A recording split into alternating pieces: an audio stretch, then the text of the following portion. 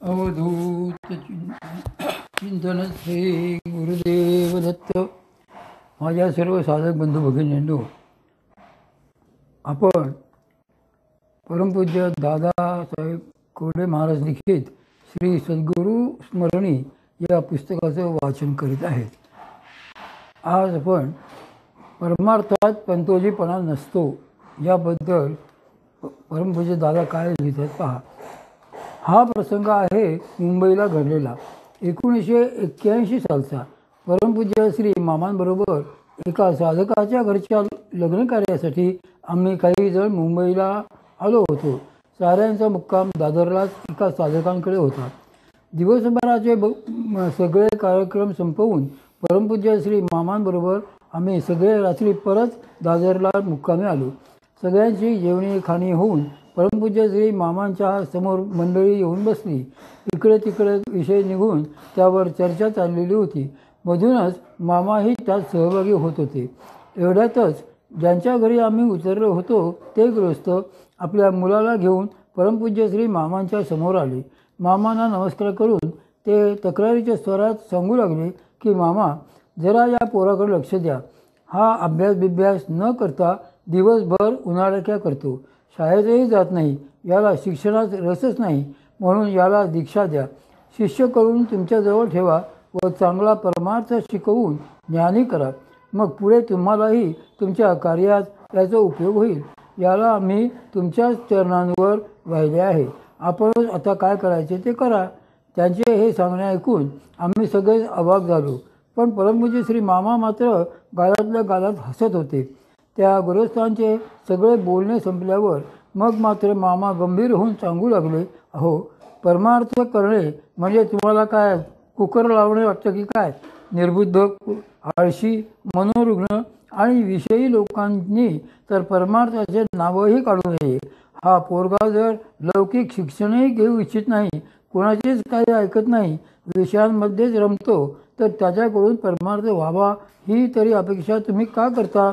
श्रीगुरूंचे सामर्थ्य आणि तपोबल कितीही श्रेष्ठ असले तरी परमार्थ रुजण्यासाठी मात्र शिष्याची श्रद्धा व प्रज्ञाच चांगली असावी लागते. आजकाल तर मूर्ख आणि वेड्या लोकांचाच परमार्थाचे अधिकारी समजणारे शहाणे लोक फार झाले आहेत. ते सोडून द्या. पण ज्या भुईत महावृक्ष रुजायचा ती भुई देखील तशीच सकस लागते. परमार्थात देणे घेणे नसते, पात्रतेप्रमाणे होणे मिळणे घडते. आपण त्याला दीक्षा द्यावी म्हणता, पण हे कुणी ठरवायचे? तुम्ही आम्ही का परंपरेने?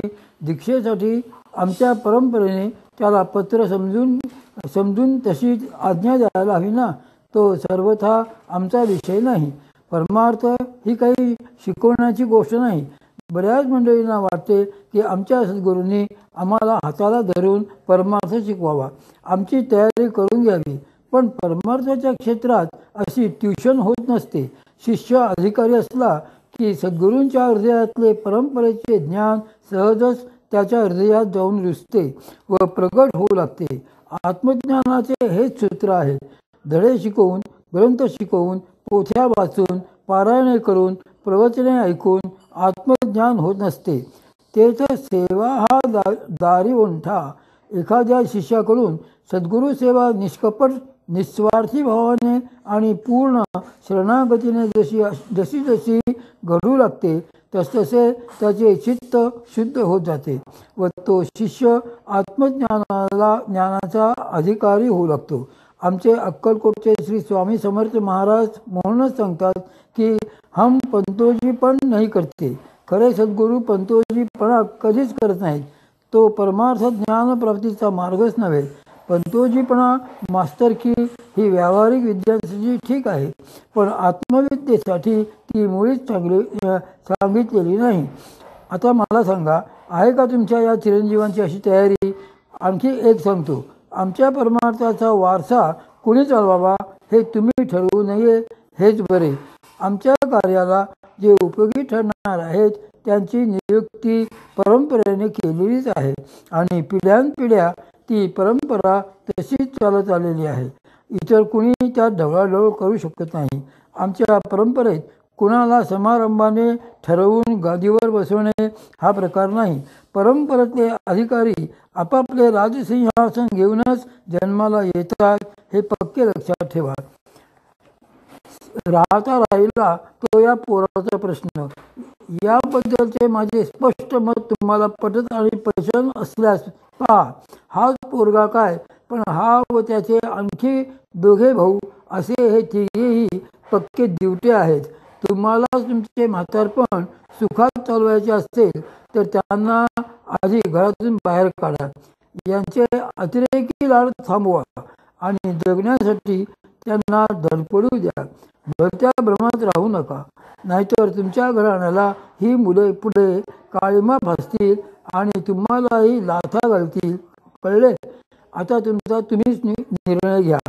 आम्ही सगळे परमपूज्य श्री मामांचे हे स्पष्ट, अत्यंत आवेशाचे आणि निर्भीड वक्तव्य ऐकून गारच पडलो होतो. त्या गृहस्थांना मात्र मनातून मामांचाच राग येऊ लागला होता. त्यांना मामांचे सांगणे पटलेही नव्हते. मग ते पचणे तर दूरच. या प्रसंगानंतर पुढे काही दिवसांनी मामांनी आम्हाला अव्यवहार्य सल्ला दिला. यांना काय गुरु बनायचे का वगैरे बडबड त्या गृहस्थांनी व त्यांच्या कुटुंबियांनी सुरू केली. वरील प्रसंग घडेपर्यंत मामा तुम्हीच आमचे सर्वस्व आहात असे सारखे म्हणणारे हे कुटुंब पुत्रस्नेहाने अंध होऊन अगदी दुसऱ्या टोकाला जाऊन पोहोचले. मामांनीही नंतर त्यांच्याकडे जाण्याचे सोडले.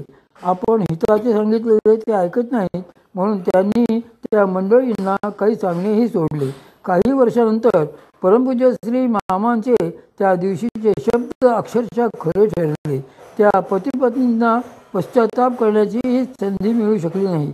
आपल्याच देवाला दोष देत